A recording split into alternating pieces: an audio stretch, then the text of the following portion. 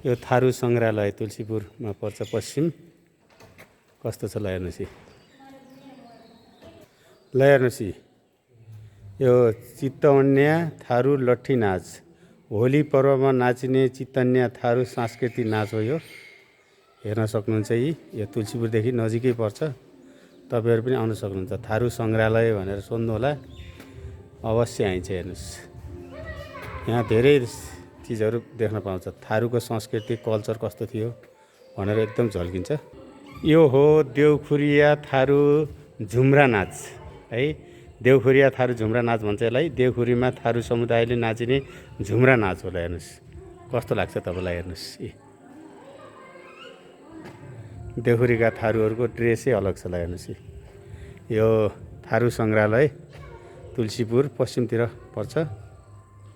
ल हेर्नुहोस् यो सङ्ग्रहालयमा देखिएको चिज हो। हेर्नुहोस् यो ल हेर्नुहोस् यो हो नतवा मृदङ्ग नाच। कोशी पारीको क्षेत्रमा बसोबास गर्ने थारू जातिमा नाचिने जुम्रा नाच भन्छ यसलाई। ल हेर्नुहोस् तपाईँलाई कस्तो लाग्छ कमेन्ट गर्नुहोला, सेयर गर्नुहोला। र तपाईँ एकपल्ट तुलसीपुर आउनुभयो भने तुलसीपुरको पश्चिमपट्टि थारू सङ्ग्रहालयमा यो देख्न पाउनुहुन्छ।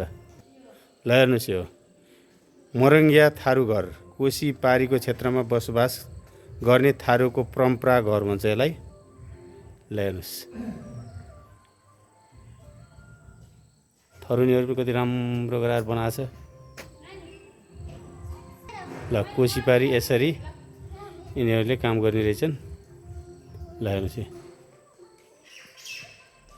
ल हेर्नुहोस् यो हो थारू कल्चरमा भित्र देखिएको एउटा पार्ट।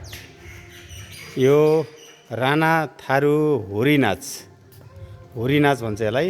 होली पर्वमा नाचिने थाना यो राणा थारू सांस्कृतिक नाच भन्छ यसलाई। हेर्न सक्नुहुन्छ है। तपाईँहरूलाई कस्तो लाग्यो कमेन्ट गर्नुहोला। यसलाई भन्छ बर्का नाच है। महाभारत कथामा आधारित थारू बर्का नाच भन्छ यसलाई। यो तुलसीपुरदेखि पश्चिम थारू कल्चर सङ्ग्रहालयमा यो चिज यसरी राखेको छ। तपाईँको मौका मिल्छ भने सपरिवार आउनुहोला, हेर्नुहोला र थारू कल्चरलाई कस्तो हुन्छ भन्ने कुराहरू साना बाबु नानीहरूले पनि थाहा पाउँछन्। हामीलाई पनि जान्न आवश्यक छ। धन्यवाद छ। ल हेर्नुहोस् यो थारू कल्चरभित्र थारूको परम्परागत जीवनशैली कस्तो हुन्छ भन्ने कुराहरू देखाएको छ। ल हेर्नुहोस् यो भिडियो हेर्नेलाई लाइक कमेन्ट सेयर गर्नुहोला। धन्यवाद छ। फेरि पनि भेटौँला। Thank you so much.